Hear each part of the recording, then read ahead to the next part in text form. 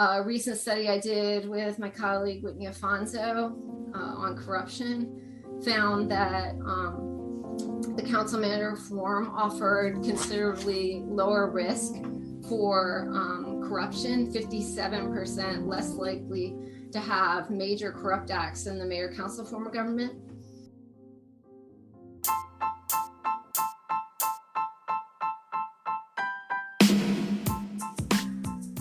Hello, everyone, and welcome to Only in San Jose, a podcast about demystifying and democratizing the process of civic participation only in San Jose. My name is Alina Yin, and I will be your host. That clip that you just heard was from the March 22nd, 2021 Charter Review Study Commission last year, looking at our form of government. And speaking was Professor Kimberly Nelson. And I'm going to start this episode by drawing in on her lecture to the commission, and that's going to set us up with some context and help us into the next part of the conversation, which is when I will read and go over the actual recommendation number 1 from the Charter Review Commission. So this recommendation will be discussed April 11th at 1:30 p.m. to discuss this along with the other recommendations. And so this recap is to help us navigate the context of this particular recommendation. So without further ado, the professor. So before I go into forms of government, I want to give you a little bit about my background. And I know that the stereotype of professors is that we all live in this ivory tower and that we're very detached from reality. And that's not the case for where I work. The UNC School of Government's mission is to improve the lives of North Carolinians and by improving government in the state of North Carolina. And so all of us, in addition to myself, I teach in the Master's of Public Administration program, so I teach graded courses. But I spend a lot of my time working with local officials, both elected officials and administrators, doing things like leadership training, strategic planning, helping local governments with discussions about form of government and structure and things like that. Another very important part of the value of the school of government is that we're nonpartisan and non-advocacy. So we train our General Assembly, newly elected General Assembly members, we train newly elected local government officials across the state. And so it's very important for us to not appear as biased. And so we take that very seriously. And so when I'm speaking to you tonight, my judgments are based on my education, my research, and my experience. As far as experience with form and structural change, I've talked to a lot of communities about possible options for their form of government. And this is my primary research area. So most of my research uses form of government as a variable to try to determine how local government performs in different ways. And then, as I said before, I do a lot of practical work as far as strategic planning and leadership training goes, as well as management. And sort of the elevator speech you can give people when you're trying to describe the difference between mayor, council, or council manager and council manager is you can say that mayor-council form is very similar to the state level governments or the federal level government in that you have separation of powers between the executive and legislative branches.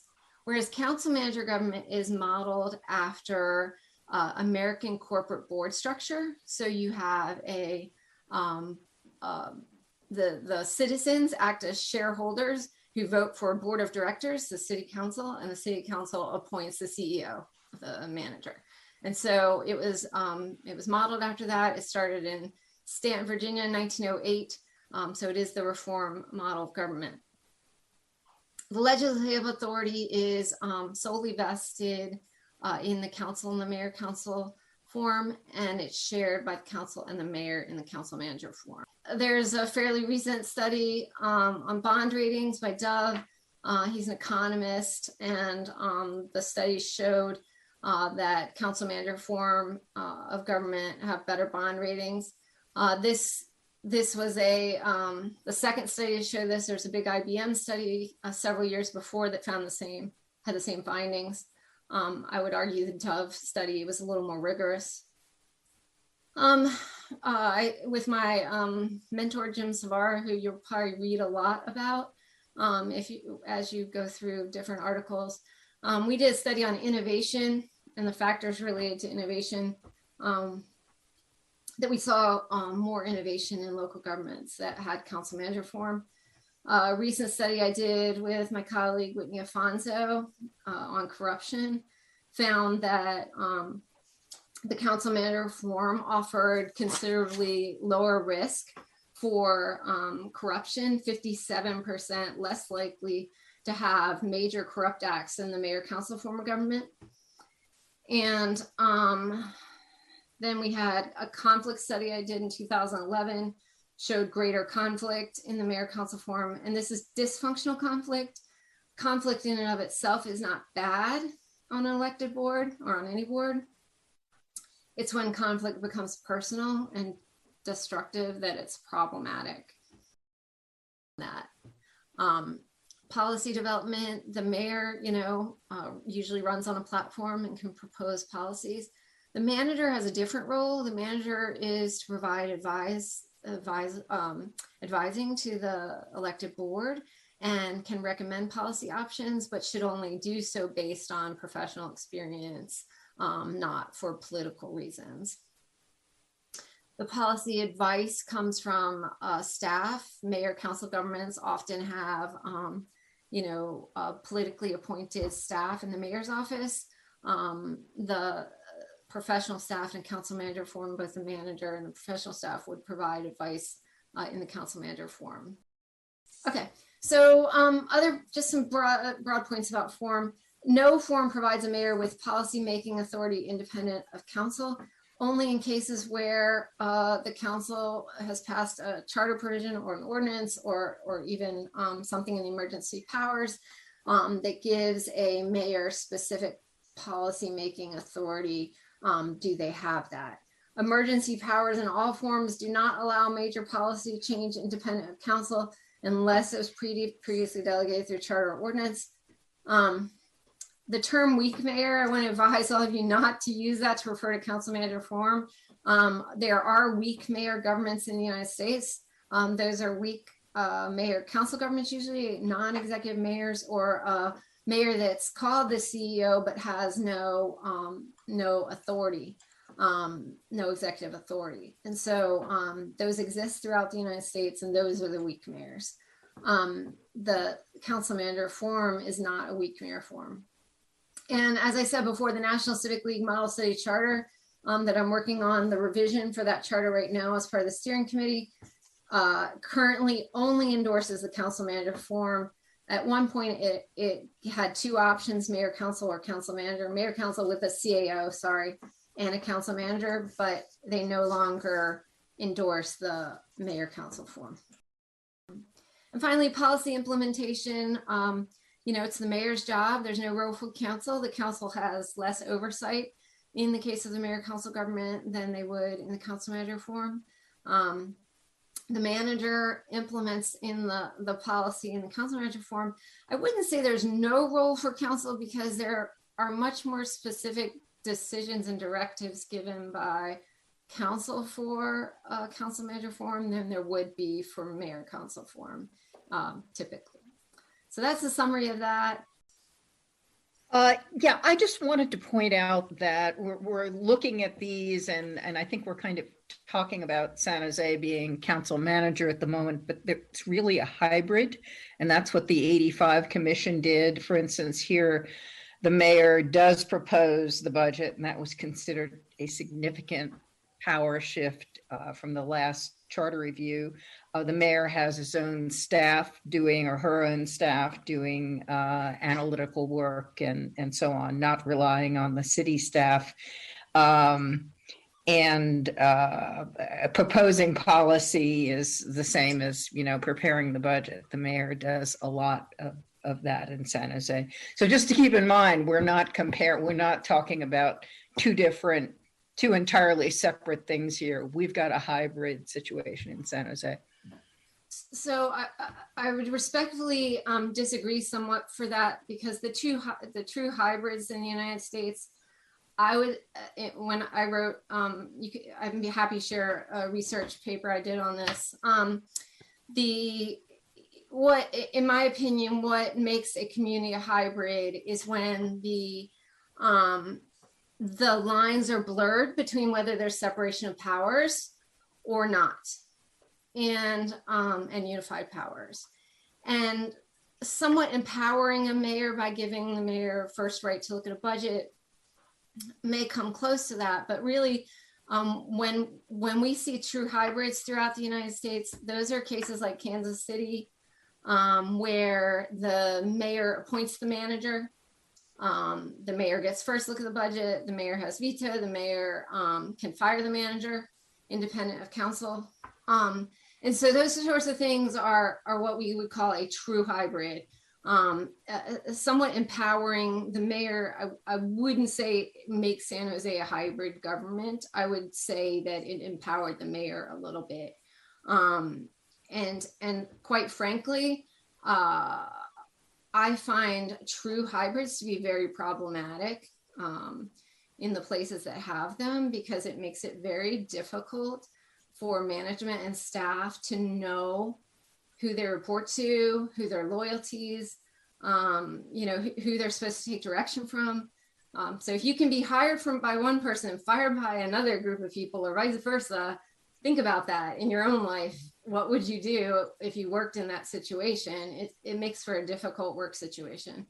There's not a lot of evidence that helps with performance. Well, there's actually no evidence that it improves performance. Okay, so if we're looking at where we see how we see form of government break out across the United States, you see that in the top 10 largest cities by population in the United States, 6 of them are mayor council and 4 are council manager. But if you look more broadly, if we bring it to 25,000 and above, you can see that this shows you the number and percentages.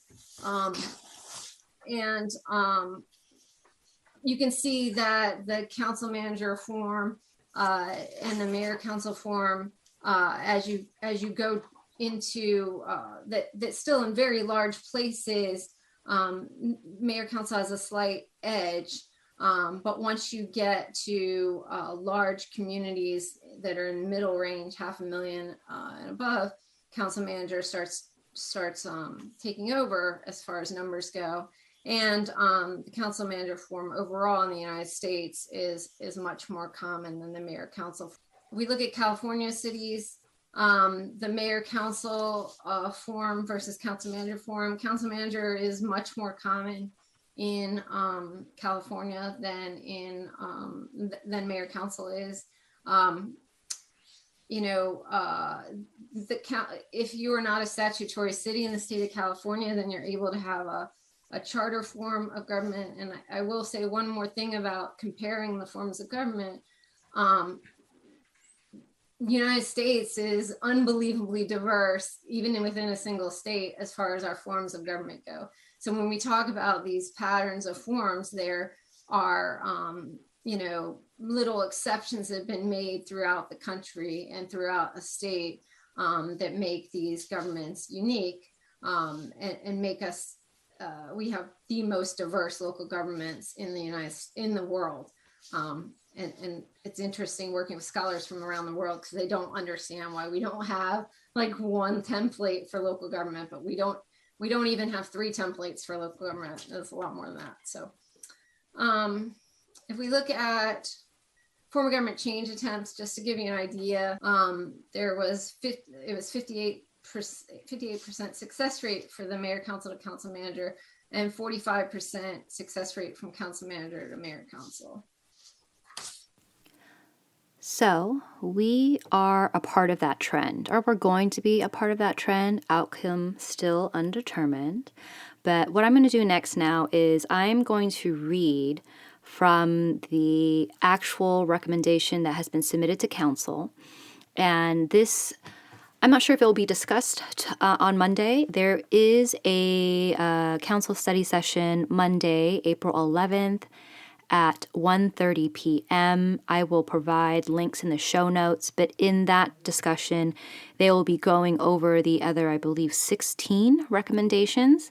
But I wanted to provide this recap for the mayoral recommendation for our form of government and the new additions to that section about the city manager. And so here is the recommendation as it reads, pretty much from the report.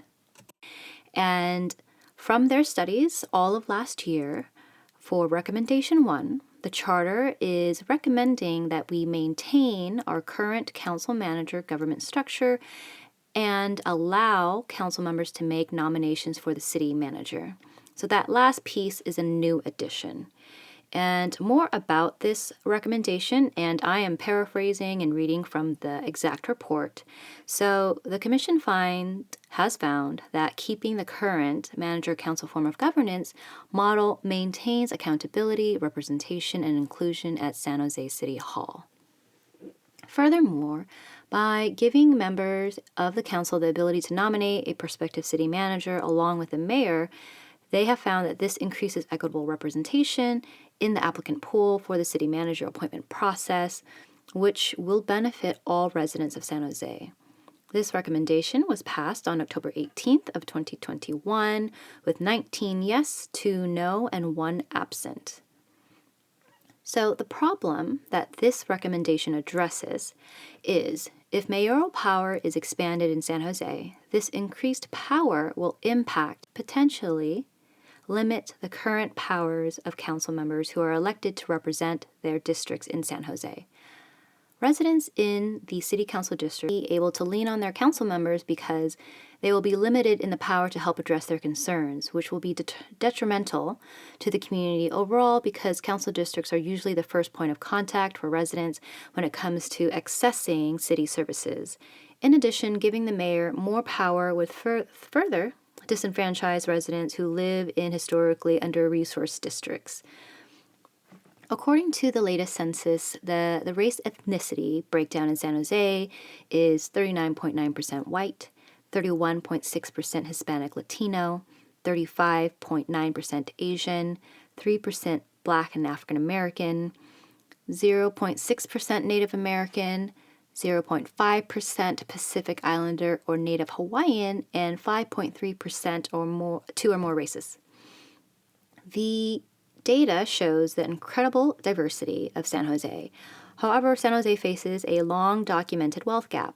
According to the income data from 2010 census, high-income households are concentrated in districts 10, 9, 8, and 4, whereas low-income households are in districts 3, 5, and 7.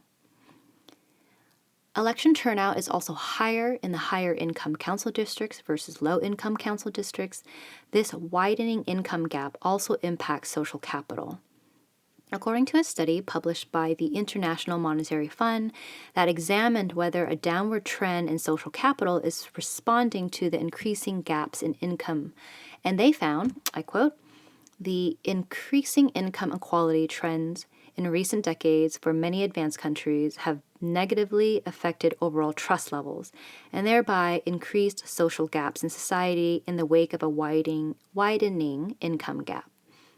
Given that trust has been found to be the most important detriment of a macroeconomic performance of many countries, these findings suggest an important, albeit indirect, way that increasing inequality may be adversely affecting a country's growth and development over time, end quote. So, moving to a mayor-council format of government will dilute the overall power and representation of communities of color, further burdening and widening the gap of inequitable policies through an inequitable practice that siphons the shared collective power to one person, the mayor. This will also impact social capital because trust in the city government will be eroded by districts that will continue to be disenfranchised. Furthermore, If a mayor has the authority to hire and fire other city officials outside the merit system, it could be perceived due to political connections or favors.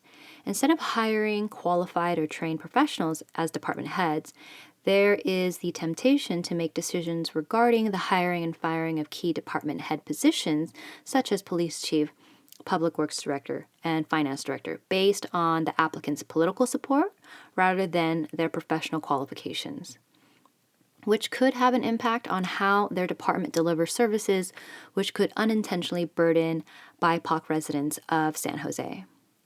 Now, city managers are typically hired based on their educational background, experience, and administrative ability. Without regard to the political views, they have an incentive to act, as the name suggests, as managers of the city operations. Studies show that the self-interested elected officers are more likely to bureaucratize their administrations. The main testable proposition to that in governments with a higher concentration of powers, politicians will bureaucratize their administrations to overcome inconsistency problems in their relationships with public employees. This prediction is tested with data drawn from the U.S. municipalities, where two main types of local governments coexist: mayor, council, and strong mayor. Results show that municipal governments with a higher concentration of power, mayor, council, tend to have more bureaucratized administrations. Now, why is this particular change being recommended? Strong political leadership isn't the only thing needed to build a thriving and equitable community. San Jose needs intentional and thoughtful council members who will work hard to understand their constituencies' needs.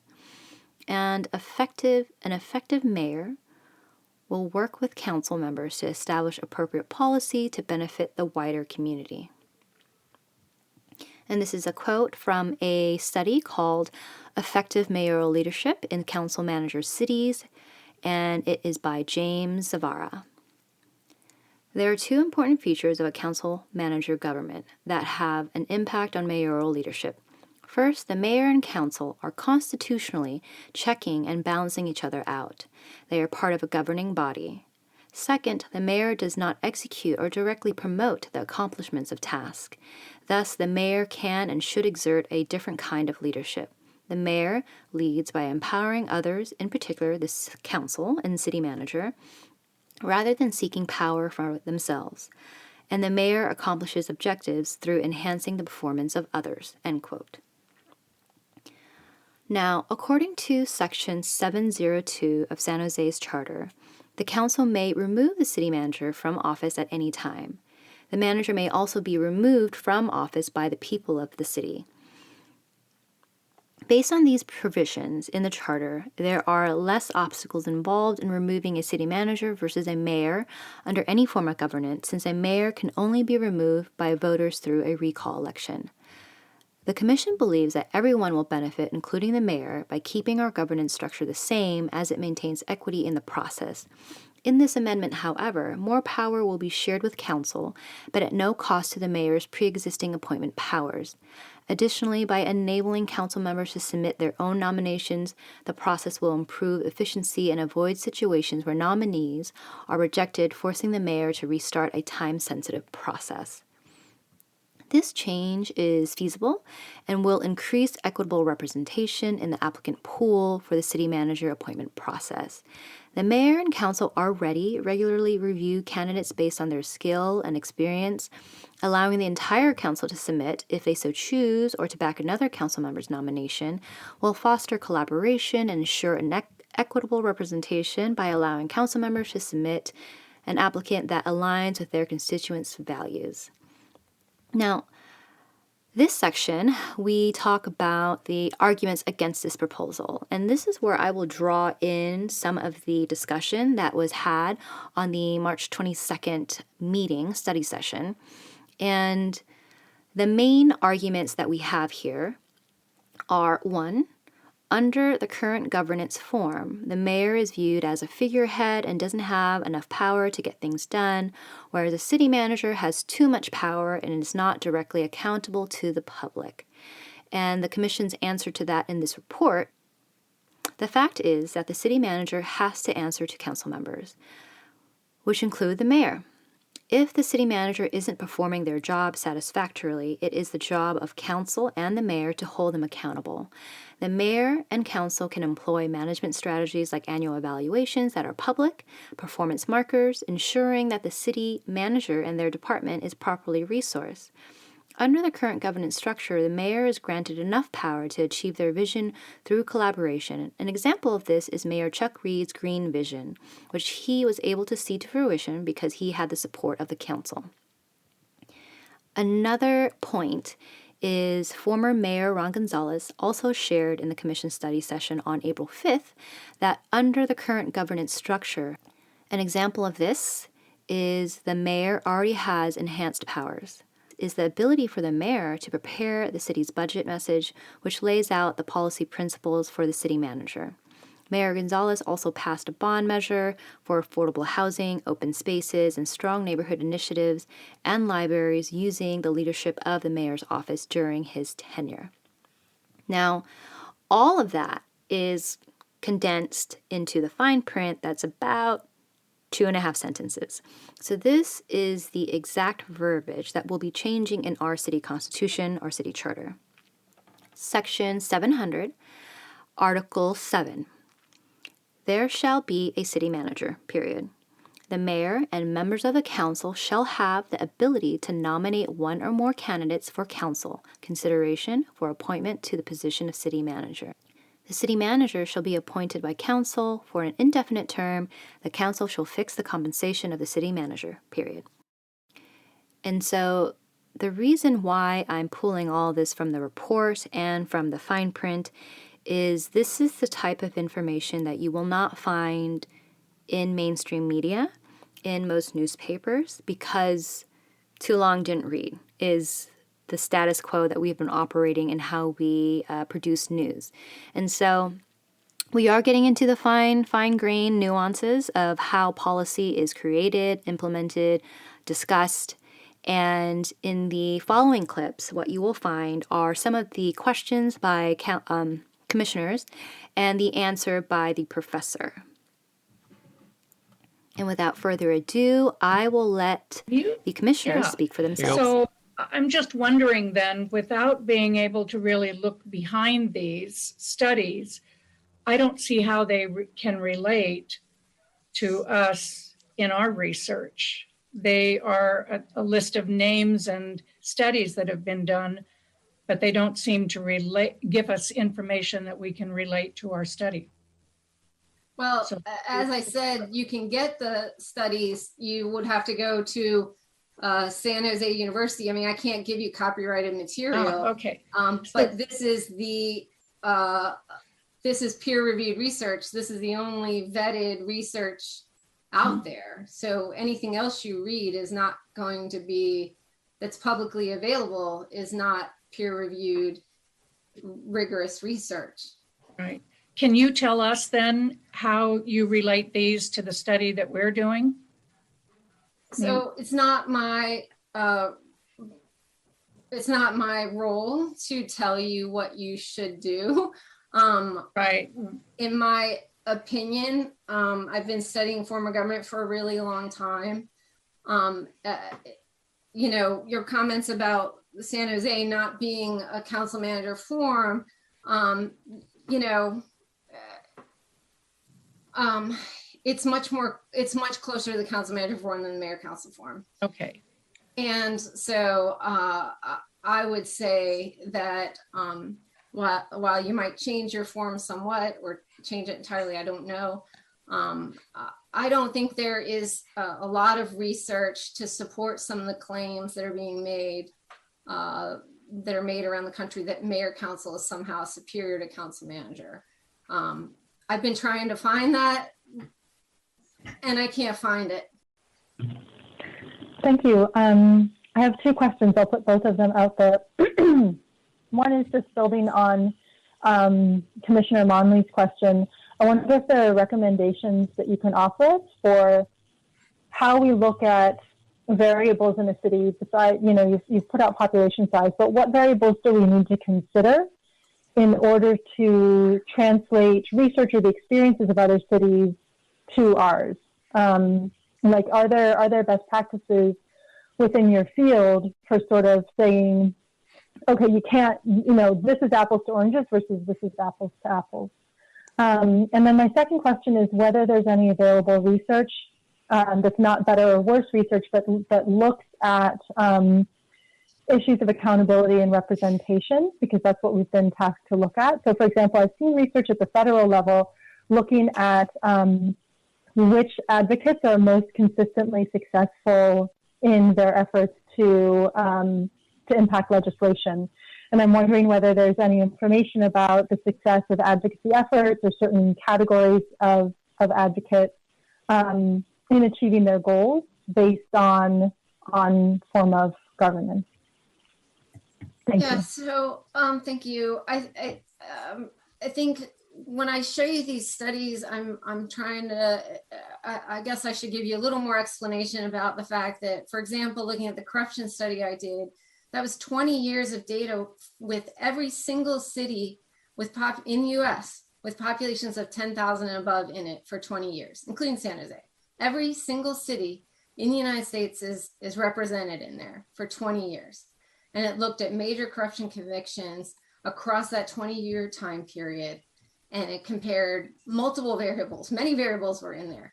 But the only variable that was substantially significant and protected a local government from major corrupt acts was the council manager form.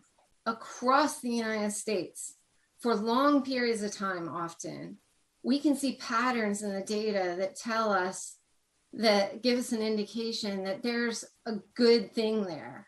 And that's what we're starting to uncover with some of these studies. The bond rating study, you care about fiscal stability of your community, right?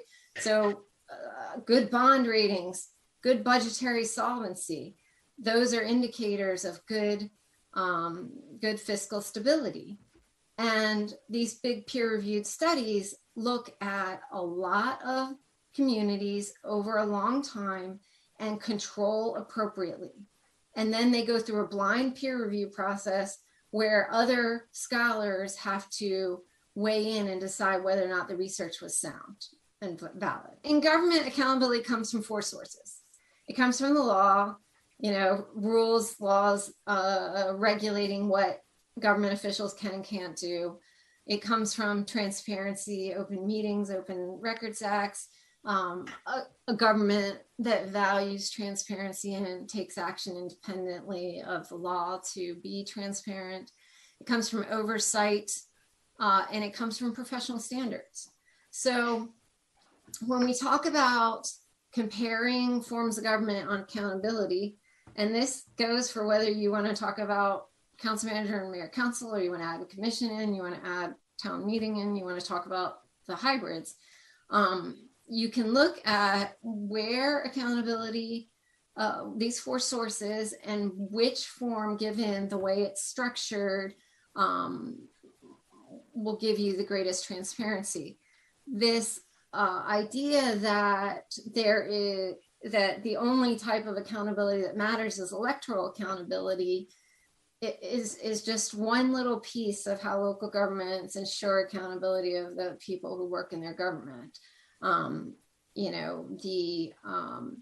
As I said before, for example, the oversight function tends to be much more rigorous when there's unified powers, legislative and executive in the same branch body.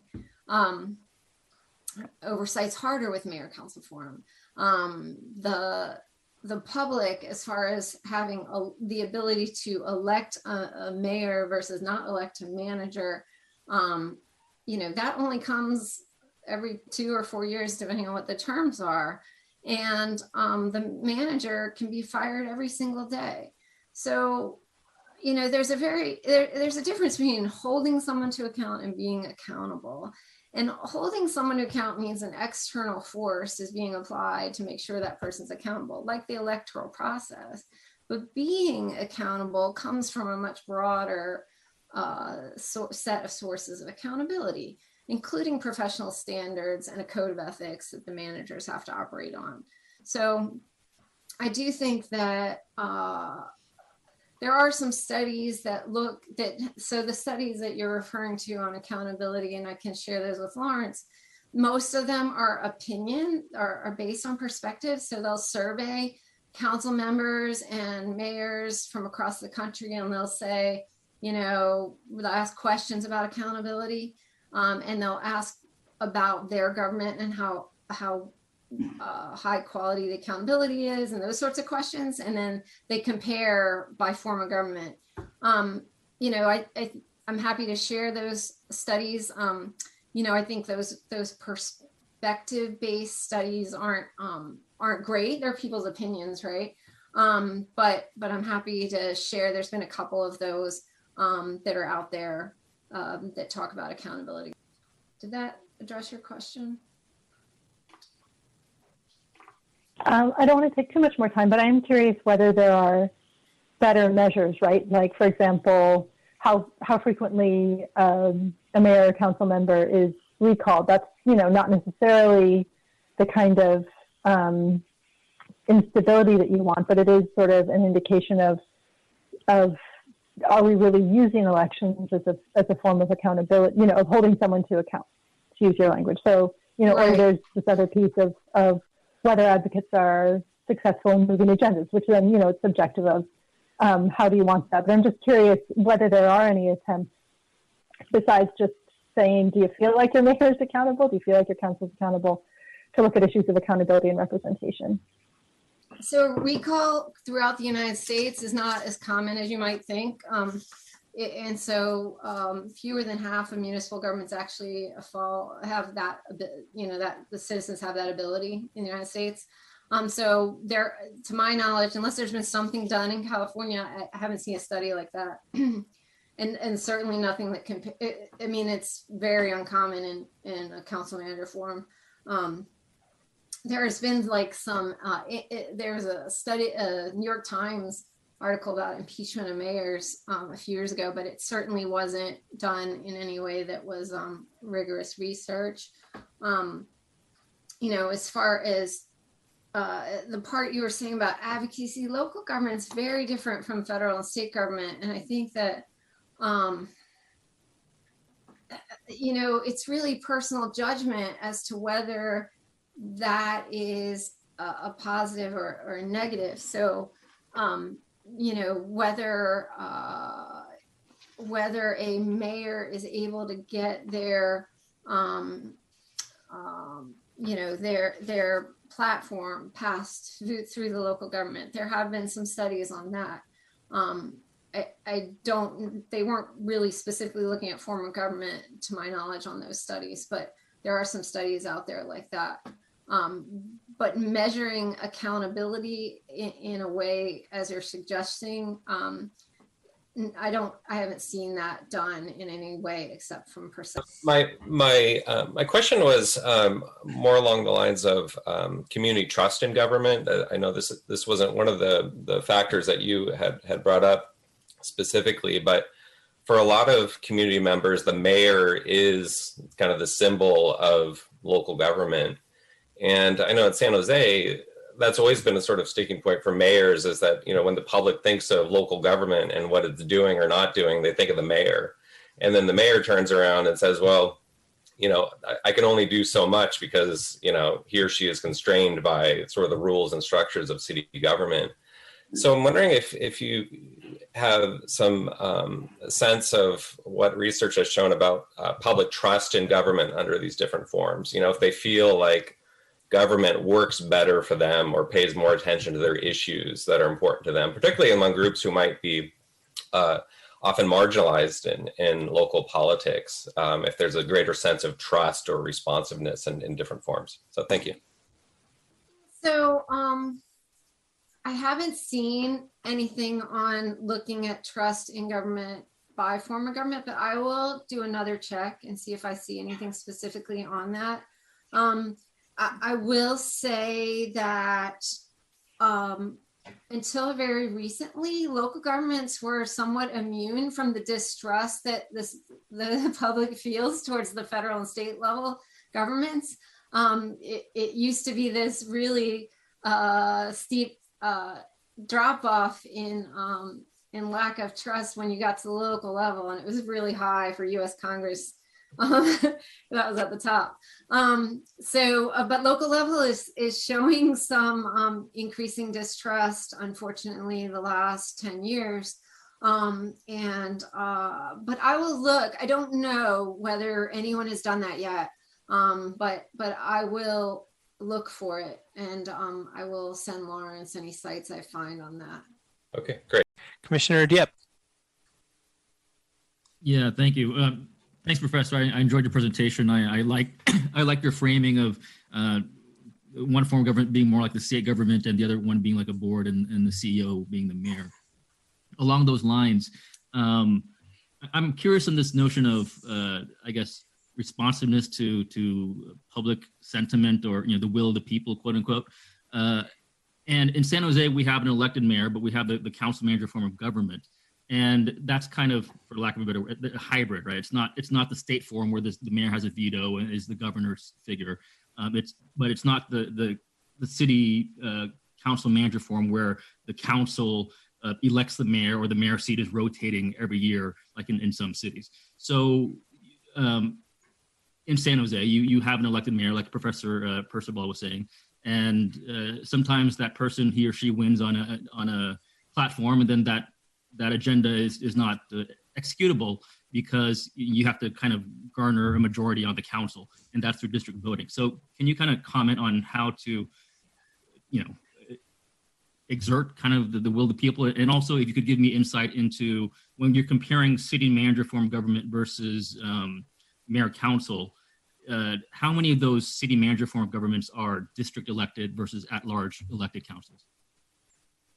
So first I'll say that the majority of council manager forms have elected mayors in the United States.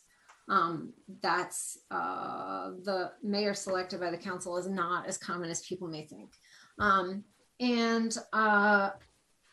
I have the data on district versus at large for all cities 10,000 and above that I can run and share with Lawrence. I don't have it memorized.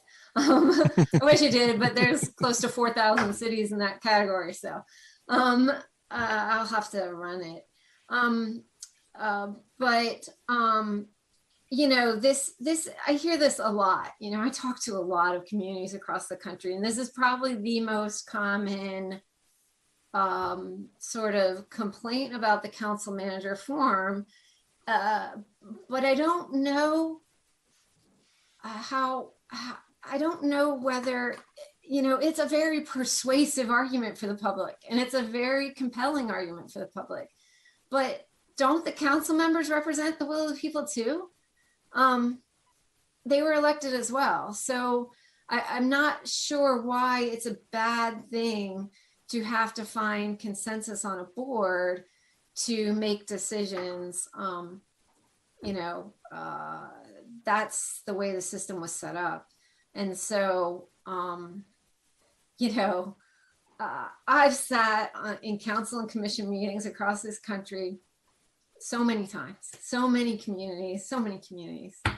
And I sat in one with almost a hybrid government like you're talking about, but it was at the county level. And I'll never forget this, this board literally tabled every single item on their agenda over and over and over again for like 2 years. Never made a decision. They could never reach consensus. And so my point is that working together and finding consensus is something that has to happen no matter what your form of government is. And that's what makes government work.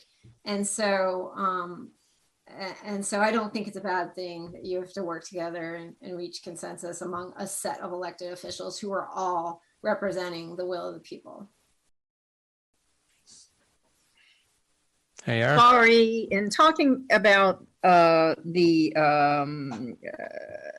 balance of powers between with the mayor and council and a council manager forms, at some point we get to what you call a hybrid, and you say that's really bad. And it just occurs to me the last Charter Commission considered, and I guess some of the folks who spoke to us favored a proposal to keep the structure of the city manager running administration, but giving the mayor power to hire and fire the city manager. And I think there was some other department head, might have been planning, that they were interested in at the time. Does that shift? Is that shift something that you would say as a harmful kind of hybrid? Or, I mean, it does not change the need to get a council's agreement on policy and so on. But if policy, as the mayor sees it, is not being carried out, and the mayor wants to fire someone, he or she could do it. Yeah, that's basically a mayor council form of government then. Yeah, that's a true hybrid, or it's mayor council. Council manager form is unification of powers in the body of the council and the mayor together. Okay. So that would push it over to not a good thing in your view. That is what you, I think, said earlier. So, I mean, to me, that almost pushes it all the way over into mayor council. So I don't have anything. I'm not going to advise against a mayor council form of government specifically. What I'm saying is when the people who work for government can no longer tell who they should take direction from, it can be a problem. I mean, it's going to be a problem, right? Naturally. Go look at Kansas City history and the court battles that happened between the mayor and council over firing of the manager, and see how much it cost the city of Kansas City, one of the very true hybrids in the United States. Very limited number of true hybrids, and Kansas City is one of them. And they spent years in court over the firing of the manager, the mayor wanting to fire the manager and the council saying no. So there's evidence that it causes problems. So all of that was pulled from the public record, again, from the March 22nd, 2021 Charter Review study session on form of government. And if you want to go check it out, it's about 3.5 hours, I believe, and it's on YouTube. So I'll put that in the show notes. And now you have about the same knowledge as I do about form of government. And you should, I hope, will be able to navigate the headlines and the news and things in the press that you read with some actual context and, validated research and presentation from a professor. And this is all I have for now for this episode. And I will cover other recommendations in following episodes. But thank you for listening, and until next time.